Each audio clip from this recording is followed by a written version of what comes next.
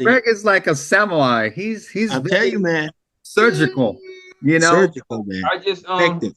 I look at what it every time y'all come with anything, what's the issue? What's the rule? We did this on one of these shows, I believe. How do we apply the issue to the rule to the issue, or the issue to the rule? And then how do we conclude that we're entitled to relief? That's it. That's all you saw me do. You asked a question, and I just heard what I heard. I picked out of what you were saying. What your issue was. I'm not special. I'm just paying attention. Damn it, I yell at you all the time about Greg Maddox. I'd fight that dude for some of the shit that he did to guys. Because I can't understand why you can't hit it. But I've also seen a couple of the other ones where they can show that ball move.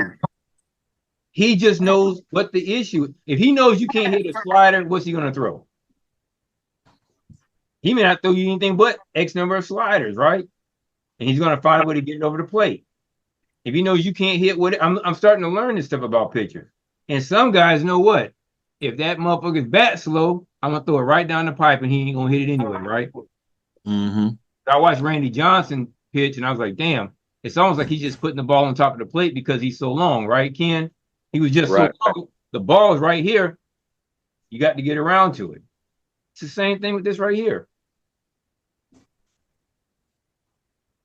Making our way, Greg. A lot of unlearning previous information that we may have been studying that sounded good, and now we're just getting down to something so simple, making the peanut butter and jelly sandwich. You got 3 ingredients: bread, peanut butter, and jelly. That's a good analogy.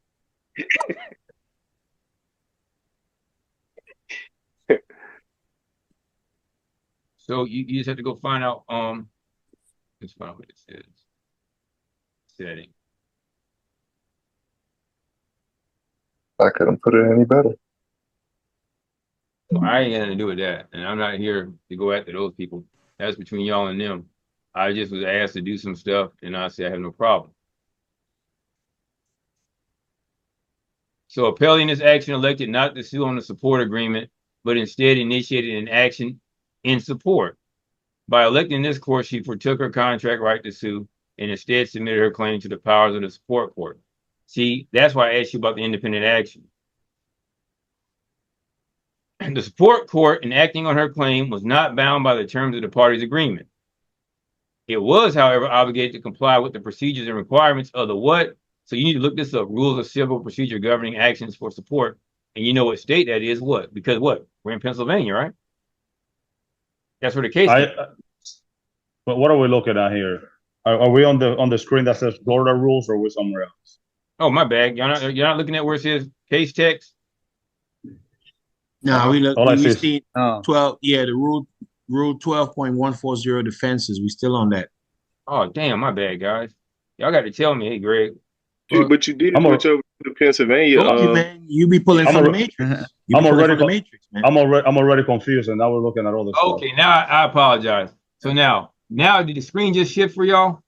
McGinnis, yes, sir. Yeah. McGinnis. Yep. So what I did was I touched this, I hit this, and it brought up McGinnis versus McGinnis. So then I saw in setting the amount of support wouldn't matter, the trial court deviated from the guidelines based upon what? An impermissible factor, namely the support agreement. So whatever impermissible factor they may have used, you find something that they did that they probably shouldn't have done. That would be an impermissible factor, right? And if you want to find out if they could or could not do it, you could have just done this. That's a PA case, BA, by the way. Yeah, I'm all over that one. All right. Thank you. You watching what I'm doing through Google? Yeah, I've been on there 102 times. Are y'all watching what I'm doing? Yeah. Yeah. And so I'm just showing you what I would do. And does that look familiar to you, bro? Yeah, absolutely. I was looking at this. So I came across this like a couple of days ago. I didn't know. I mean, it exists. So did you do that? You see 158 pages? Did you do it? Download it.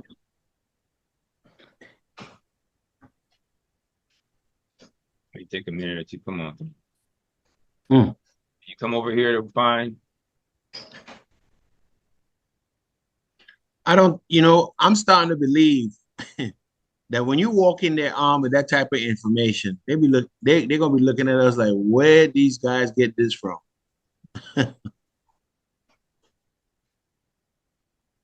I don't have you don't have one of these, do you, Hector? Or do you? No, You don't have I've never shared Man, anything with you through a OneDrive. look no, at that, man. I don't have it. Now, BA, refresh your Yes, OneDrive. sir. That document, this document should be in your OneDrive now. Are you in Pennsylvania too, Hector? Yes, I am. Share it with Hector, but then I gotta create you a OneDrive. That's Okay. how I do it with everybody. Yeah. Once you come on board, this is how we share information, right, Ralph? Right, Kit? Right? Yep, Yep. sure right. Tell you, He- man, this is uh, his, child support. This is child support college going on over yes, here, man. sir. I'm trying to tell you, boy, y'all think it's a joke. Yeah, I Support. just sent you my email. Share with me when you can. I see Do that. I I see that. I got have it. your email, Hector? I got your email, Hector. Yes, you do. Okay, I'll create you one later on. Just send me a text to remind me.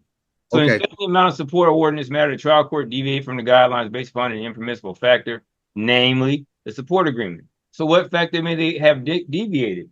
You had to ask, uh,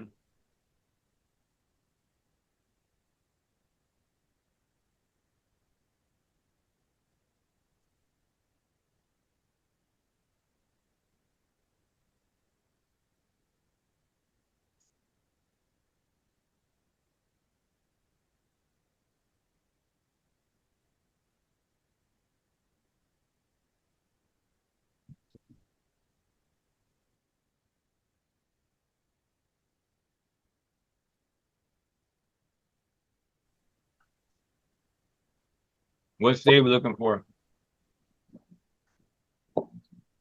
Let's do Puerto Rico because they do things very different and That I don't know the rules for Puerto Rico, but give me a second.